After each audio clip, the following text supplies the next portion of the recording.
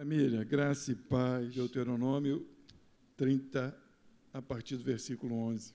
Que esse mandamento que hoje te ordeno, não te é, olha só o que está escrito, não te é encoberto, e tão pouco está longe de ti.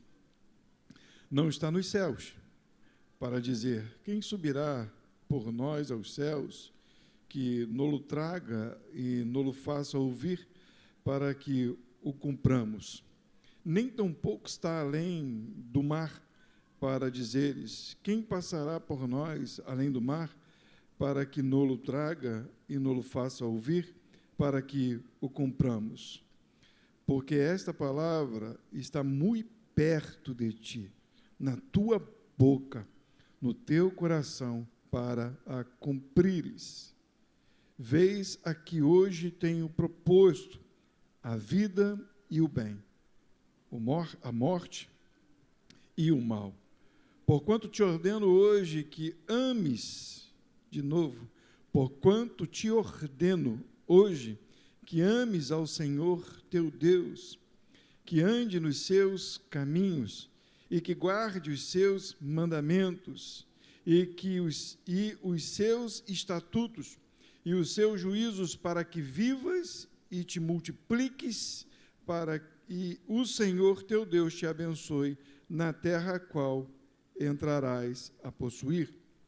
Porém, se o teu coração se desviar e não quiseres dar ouvidos e fores seduzido para te inclinares a outros deuses e os servires, então eu vos declaro hoje que certamente perecereis. Não prolongareis os dias na terra que vais, passando o Jordão, para que, entrando nela, a possuas.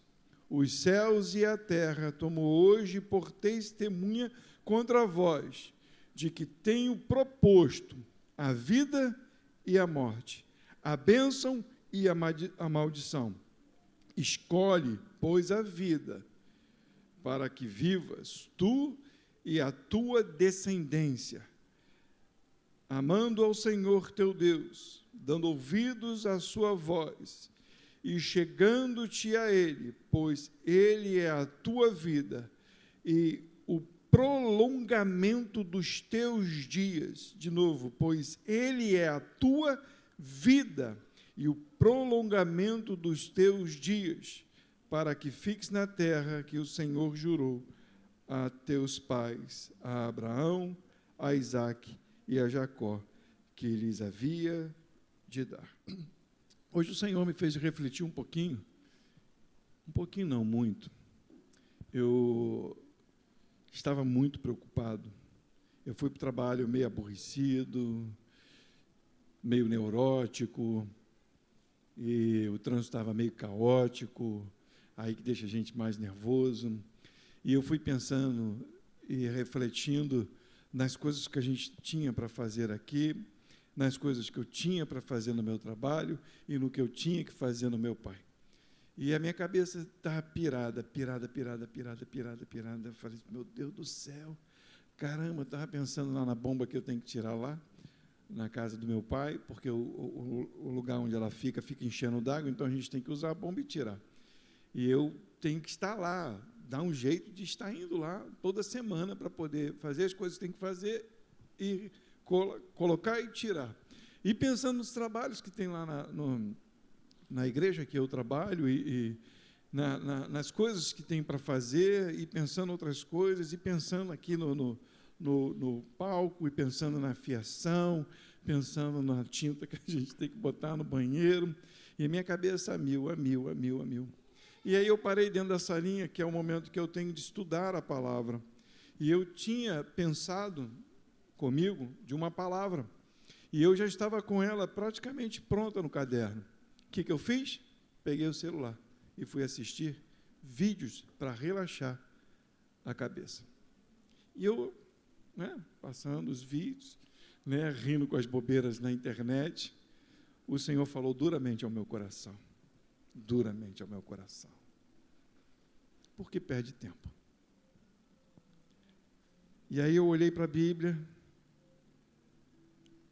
e eu coloquei a mão na Bíblia, e ali a gente tem que chorar diante do Senhor. E eu falei, Deus, me perdoa. Esse é um livro que, sem a instrução do Espírito Santo, são palavras, são letras. Mas com a instrução do Espírito Santo, é poder de Deus para transformar as nossas vidas. Na quinta-feira nós começamos um estudo sobre a carta dos Tessalonicenses. E eu dei uma introdução e aquela carta tocou o meu coração, e a resposta da carta que eu preguei na quinta-feira, só vim entender no domingo, hoje de manhã, porque eu já tinha mensagem pronta para hoje. Quando eu falei na quinta-feira de que Paulo esteve com os Tessalonicenses por praticamente um mês, por 3 sábados, Paulo disputou na sinagoga dos judeus, falando da verdade, falando de Jesus Cristo, falando do amor de Deus, por 3 vezes. E em um mês, praticamente, ele levou o evangelho para aquele povo.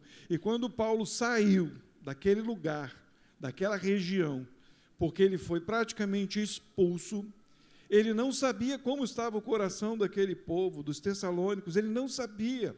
Então, depois de um tempo, ele manda Timóteo lá ver como estava aquele povo, porque diz a palavra que ele temia que Satanás tivesse interrompido, que Satanás tivesse plantado o mal, que Satanás tivesse depositado no coração deles a infidelidade, a falta de amor, que Satanás tivesse ali arrancado a palavra que Paulo, em apenas pouco tempo, plantou naqueles corações. E, para surpresa de Paulo,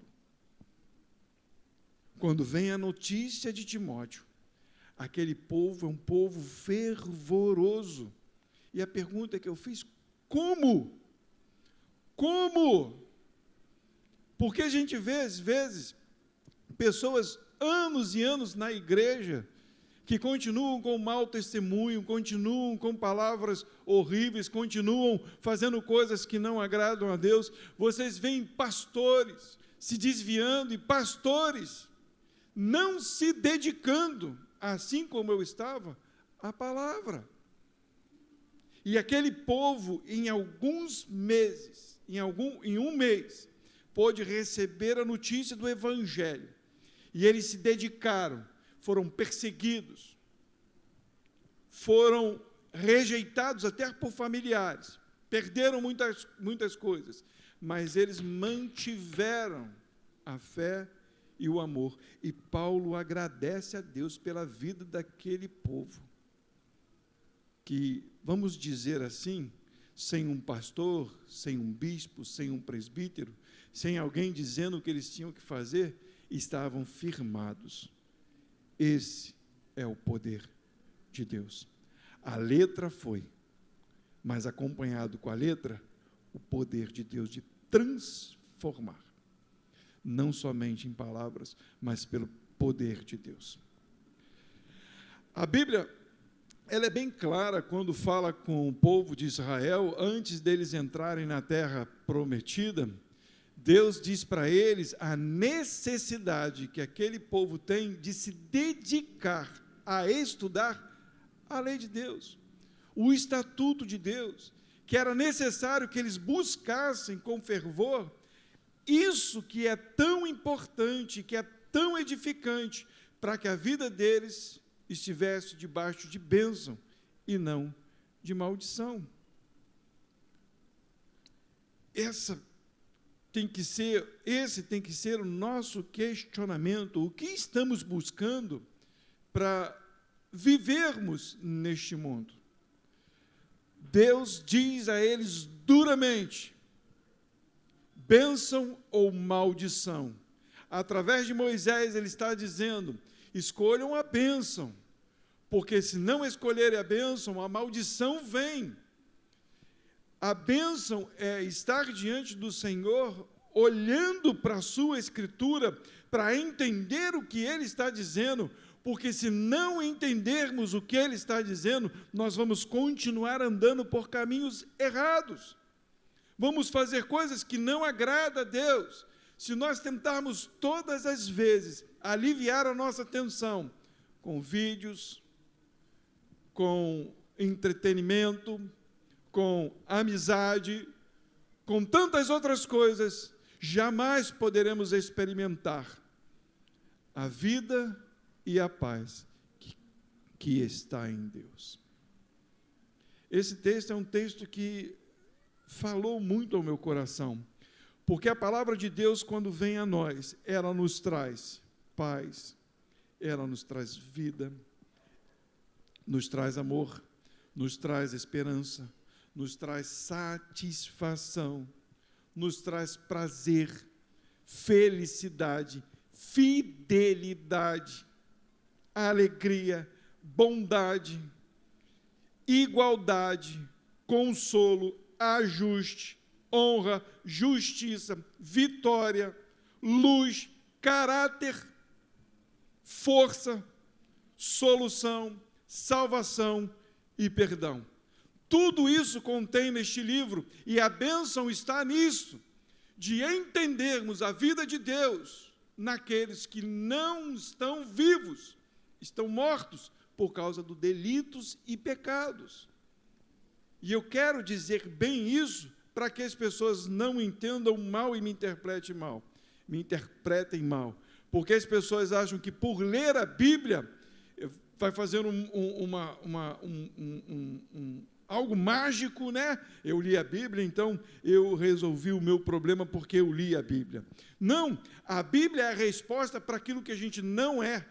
Quando a gente lê a Bíblia, a gente aponta o dedo para nós, dizendo, você não é, você não tem, não há em você. Porque o que está no homem é guerra, é morte, é ódio, é desesperança, é aflição, é desprazer, tristeza, infidelidade, maldade, desigualdade, angústia, trevas, derrota,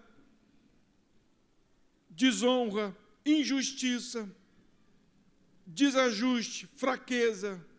Não existe caráter no homem, não existe solução para o homem, não existe salvação, nem existe perdão. Então, quando eu olho para a palavra, quando eu olho para a lei de Deus, ela vai apontar o meu erro e vai afastar de mim a maldição que está no meu coração.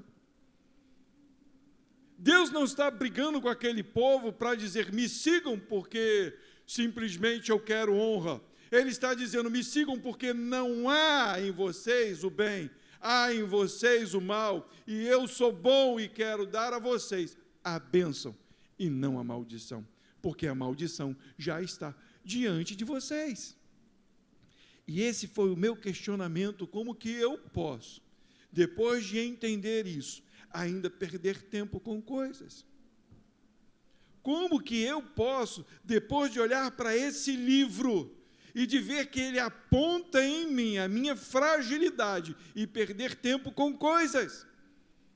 Como que eu posso, depois de entender o quão eu sou fraco e o quanto as pessoas estão indo para o desespero, da agonia da morte, e eu escolho estar junto com elas, me entretendo com coisas que não me edificam? Eu não estou aqui para bater o martelo e dizer, não vejam nada. Não estou dizendo isso. O que eu estou dizendo é que existe uma prioridade que tem que haver nas nossas vidas. E ela é a palavra de Deus.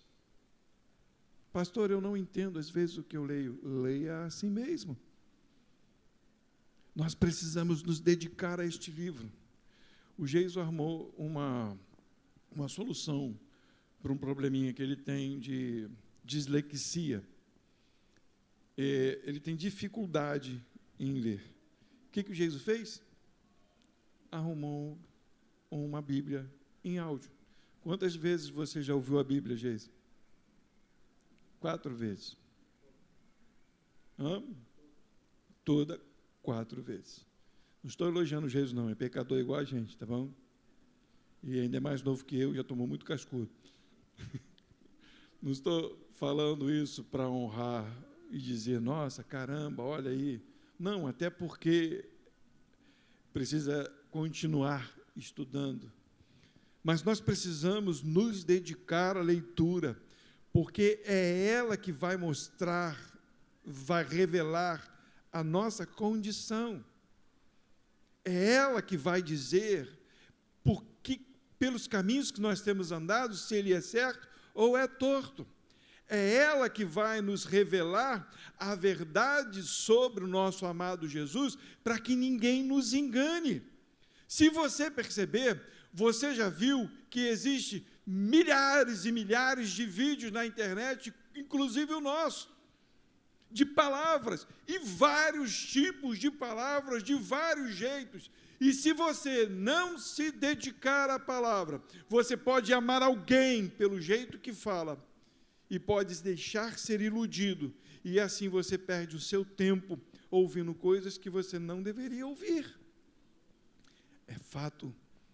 Hoje é costume as pessoas ouvirem algumas palavras motivacionais, onde tem Deus no meio da palavra motivacional, da palavra que te alegra o coração, parece que te dá um levante, e às vezes é contrário à palavra de Deus, é contrário à Bíblia, e a gente prefere aquilo que parece que é certo, do que às vezes aquilo que até é duro aos nossos corações, porque traz alegria, mas não é vida, é maldição. Deus está orientando aquele povo, tenha vida, e a vida está no meu estatuto, está na minha lei, está na minha palavra, não está em outro lugar, não está em gibi, não está em histórias em quadrinhos, não está em vídeo, não está em pastores, não está em apóstolos, não está na minha palavra. Se esses homens pregam e falam, quem está falando sou eu, não é eles, ou não são eles. Vocês estão entendendo a palavra? A palavra de Deus vem trazer para nós a vida e não o mal. Pastor, é fácil? Não, eu vou dizer com toda claridade, é sobrenatural. É impossível ao homem natural se dedicar verdadeiramente à palavra de Deus. Olha o que diz, vamos ler novamente, versículo do 11 ao 14, e depois nós vamos abrir em Apocalipse capítulo 5, versículo 5. Olha como a Bíblia se completa. No Pentateuco, Deus responde lá em Apocalipse, numa revelação de João, que diz assim, Deuteronômio capítulo 30, do 11 ao 14, diz, porque este mandamento que hoje te ordeno, não te é encoberto, não é mistério.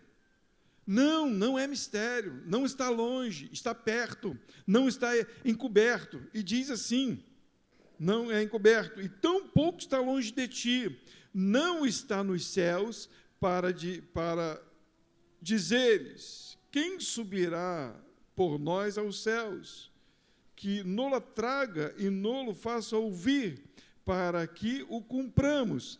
Olha o que está dizendo, não está no céu. E se estivesse no céu, quem vai subir para tirar de lá e trazer para cá? Olha o que diz mais. Nem tão pouco está além do mar, para dizeres, quem passará por nós além do mar, para que nolo traga e nolo faça ouvir, para que cumpramos? Não está em difícil acesso. E diz mais, versículo 14, porque esta palavra está muito perto de ti, na tua boca, no teu coração, para a cumprires. Apocalipse, capítulo 5, versículo 5 diz, e disse-me um dos anciãos, não chores. Percebe uma coisa, isso aqui é lindo demais, é lindo demais. É a abertura dos 7 selos. Deus está no trono, sublime, reinando soberanamente. E a revelação está na mão de Deus. Está nos céus ou está na terra? A revelação está nas mãos de Deus. Está nos céus ou está no mar? Está aqui. Está aqui. Mas as pessoas não conseguem ouvir, elas não conseguem entender. E teve que alguma coisa acontecer para que o povo pudesse ouvir a voz de Deus e entender a voz de Deus e entender a revelação do Senhor. Olha o que diz: não chores. Eis aqui o leão da tribo de Judá, a raiz de Davi, que venceu para abrir o livro e desatar os seus 7 selos. O que está escrito é que aquilo que parecia ser encoberto ao povo de Deus naquela época, porque a lei foi dada a eles, mas eles não compreendiam, eles olhavam como se fosse algo que fosse solucionar o problema, e não algo que revelasse o problema que estava neles. Eles olhavam como se fosse algo que fosse trazer conquistas a eles, e não algo que pudesse estabelecê-los como nação. Eles não entendiam isso, e quando eles se desfizeram, se dispersaram, porque não ouviram a voz de Deus, e foram presos e cativos, e foram dispersos, aí Deus revela a eles quem é aquele que poderia trazer a verdade sobre os seus corações para que eles não se desviassem. Diz, e disse-me um dos anciãos: não chore, eis aqui o leão da tribo de Judá, a raiz de Davi, que venceu para abrir o livro e desatar os seus 7 selos. Quer dizer que a palavra não está encoberta ao nosso coração, foi revelada, foi-nos trago o entendimento. E o que fazemos quanto a isso? Nos entretemos com bobeiras. Jesus morreu e venceu para que a gente pudesse ter entendimento através do Espírito da sua palavra, olhasse para dentro de nós e pudéssemos nos arrepender e corrigir através do Espírito as nossas falhas. E o que fazemos com isso? Nos entretemos, brincamos, perdemos tempo com coisas e não com a verdade que pode transformar os nossos corações. É uma verdade linda e poderosa e maravilhosa. A Bíblia diz lá em Salmos, capítulo 33, versículo 12, perceba o que acontece no mundo, perceba o que acontece com tudo que nós vemos hoje. Bem-aventurada é a nação cujo Deus é o Senhor, e o povo a qual Ele escolheu para a sua herança. Qual é a nação que é bem-aventurada? Que Deus é o Senhor. Por que está dizendo que bem-aventurada é a nação cujo Deus é o Senhor? Porque é a nação que segue os seus estatutos e a sua lei. Um povo sem lei, um povo sem as suas regras, um povo sem os seus governantes, sem aqueles que dizem e ditam as regras, é um povo falido, é um povo sem rumo, é um povo sem direção. O que nós vemos no mundo hoje? Exatamente isso. Povos perdidos, desigualdade, mentiras, infidelidades, maldades, porque os povos da terra não têm Deus como Senhor. O Brasil não tem Deus como Senhor. Mesmo que o nosso presidente hoje diga, primeiro Deus, família e nação, eu não sei se é essa ordem por aí, e está muito certo, eu já digo, é Deus, família, nação, mas não há o entendimento completo de tentar levar a todos os governantes a obedecer o que está escrito na lei de Deus. Se eles entendessem, qualquer povo do mundo entendesse e seguisse aquilo que está escrito, seria um povo próspero. Próspero, que eu digo, não é só porque tem edifícios maravilhosos, não, porque haverá verdadeiramente sustento e igualdade para todos. para o pobre e para o rico. Não haverá fome, não haverá necessitado, porque cumprem o mandamento, amam a Deus e sigam os seus estatutos, mas não fazem assim.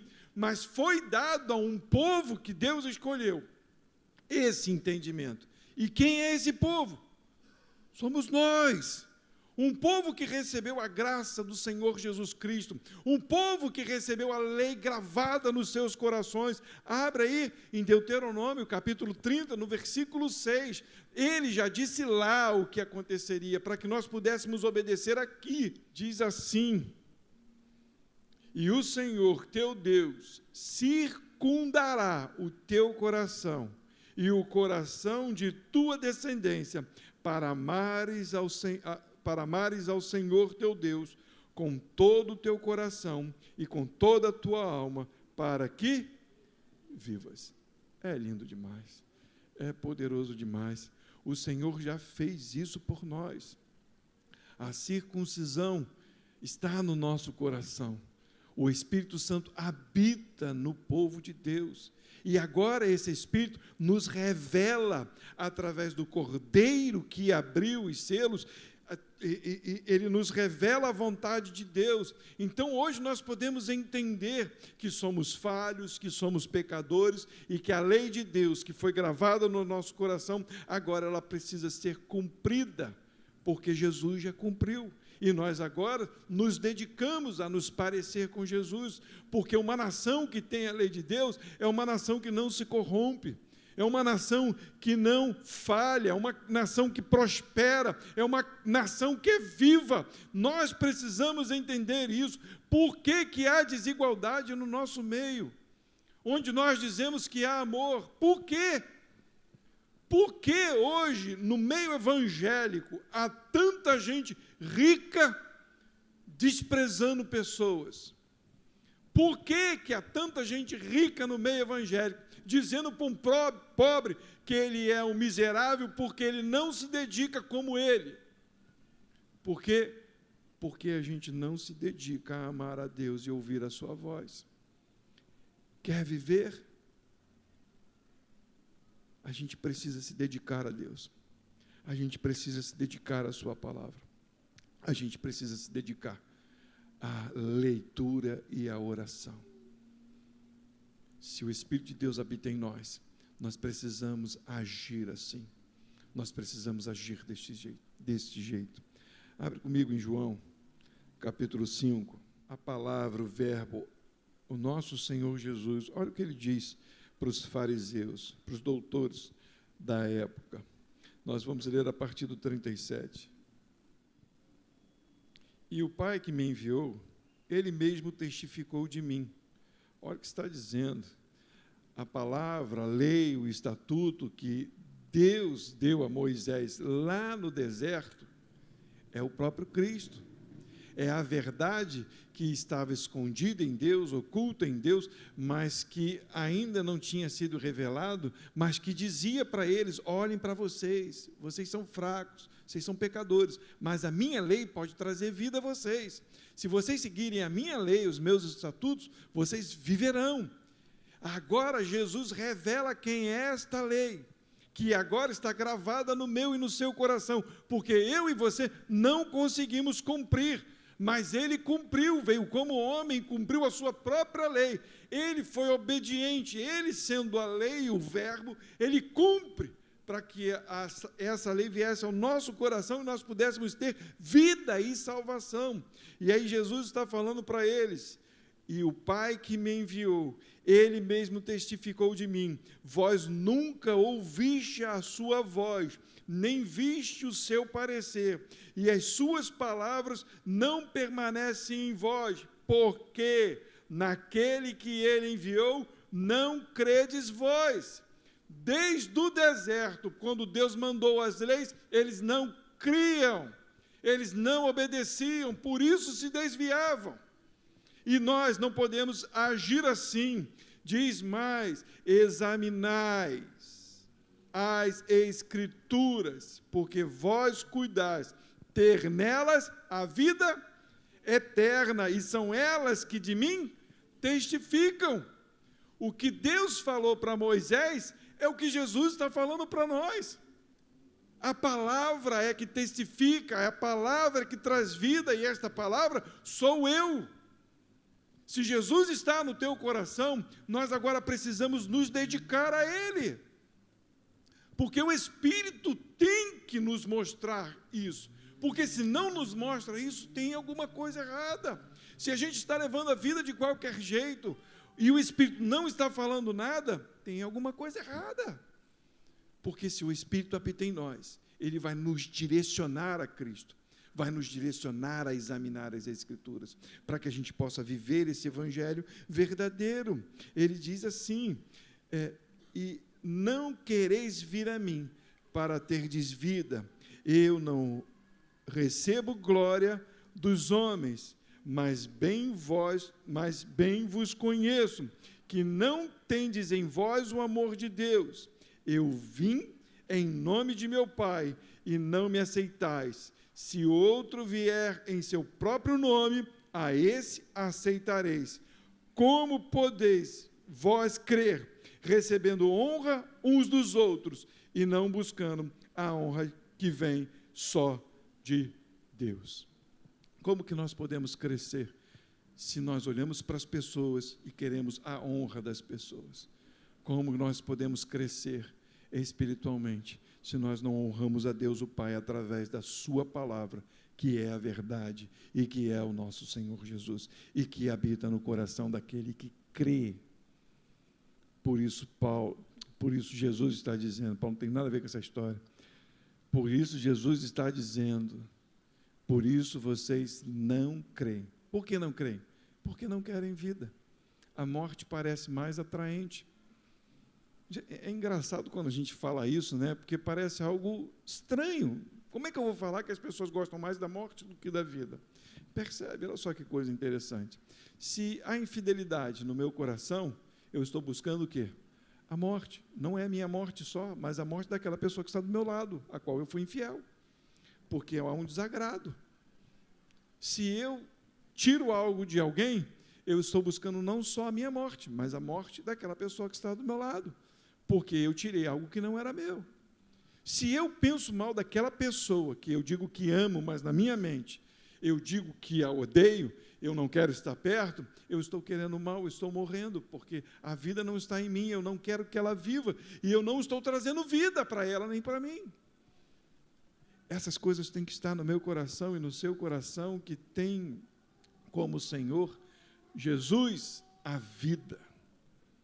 Se temos a vida de Jesus em nossos corações, isso precisa nos remoer a mente e o coração, para a gente poder examinar na sua palavra, para que a gente possa sermos semelhantes, parecidos com Ele aqui na terra. Lá em Timóteo, 2 Timóteo, capítulo 3, versículo 16 e 17, vai também nos dizer o quê? Quer ser perfeito? Pastor, ninguém pode ser perfeito, mas a Bíblia declara a perfeição. Que diz lá em 2 Timóteo, capítulo 3, versículo 16 e 17, toda Escritura é divinamente inspirada. A gente acha que a gente estava falando sobre isso na terça-feira, não é? Alguma coisa que a gente estava falando sobre a Bíblia, alguém estava falando mal da Bíblia, dizendo que a Bíblia foi um arqueólogo que disse que a Bíblia é imperfeita, e a gente estava falando sobre que a Bíblia é perfeita, mesmo que haja alguma diferença da tradução, mas você sabe o que você tem que fazer, ela aponta, ela vai lá no teu âmago, ela catuca a tua ferida. Quem diz que não catuca é porque não entendeu a palavra. Mas quando você lê, ela vai lá, ela penetra, ela vai lá no fundo. Toda a Escritura é divinamente inspirada e proveitosa. Nós precisamos aproveitar dela. Muito mais do que celular, televisão, conversa fiada, fofoca de qualquer outra coisa. Toda a Escritura é divinamente inspirada e proveitosa para ensinar. Quer aprender? Aprende com a palavra. Ora a Deus, pede discernimento e Ele vai revelar. Para repreender, para corrigir, para instruir, em justiça, para que não haja injustiça em nós, versículo 17, é isso? Para que o homem de Deus seja perfeito e perfeitamente instruído para toda boa. Como que a gente quer trabalhar para o Senhor? Como que a gente quer ministrar sobre o Senhor? Como a gente quer executar o nosso chamado, se nós não nos dedicarmos a entender, a examinar, a buscar Jesus na sua palavra? Nós precisamos disso. Nós precisamos usar e abusar deste livro que está nas nossas mãos.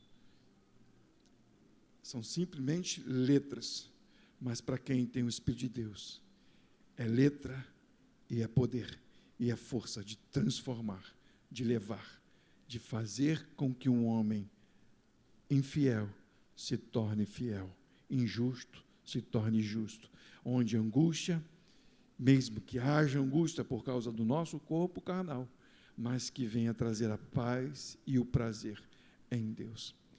Esta é a palavra que nos traz vida, entendendo que ela é viva. A nossa palavra é viva, ela não está morta, ela é Jesus. Ela é Jesus. Não use da Bíblia para disputas, para se justificar, para maldizer, para amaldiçoar, para se vangloriar, se exaltar, se promover.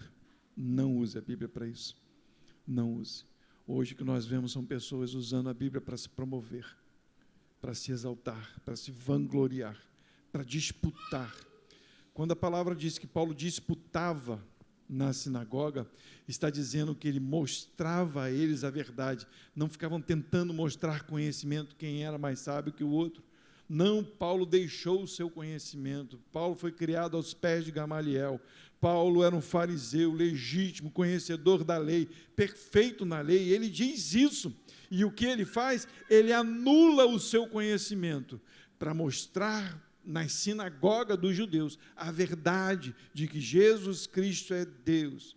E o que ele pregava? Cristo e este crucificado. Simples, era a mensagem de Paulo. Paulo não queria disputar para mostrar nada para ninguém. A única coisa que ele fazia era levar o Evangelho, assim como nós devemos levar o Evangelho. A Bíblia não é para ser usada por disputas, para se justificar, para se valorizar, para amaldiçoar as pessoas, para se vangloriar ou se exaltar, para promover a sua vida. Não! Use ela para se examinar, se corrigir e proclamar a vida de Jesus. É para isso que ela serve. Ela corrige as nossas vidas para corrigir outras vidas, para que outras vidas alcancem a salvação em Cristo Jesus. O meu pedido, assim como eu postei no WhatsApp, a gente gosta de dizer, né, Feliz Dia dos Pais, e eu vi muitas notícias, e é muito legal, e eu agradeço pelas felicitações. Mas uma palavra que Deus diz para aquele povo: o filho honra o pai, o servo honra o seu senhor. Eu sou pai e servo, cadê a minha honra? Não diz que a gente não pode se louvar, né, naquilo que nós fazemos de bom, de agradecer pelo pai, pela mãe, pelo filho. Não. Mas diz que acima deles está o Senhor. E como eu honro a Ele? Conhecendo a Ele. Quer honrar o Pai? Honra Ele, conheça Ele, se dedique à palavra e à oração. Deixe esse sangue lavar-nos com roupas que dão salvação. Os pecadores remidos que perante seu Deus já estão. Alvo mais que a neve, alvo mais que a neve, se desse sangue lavar.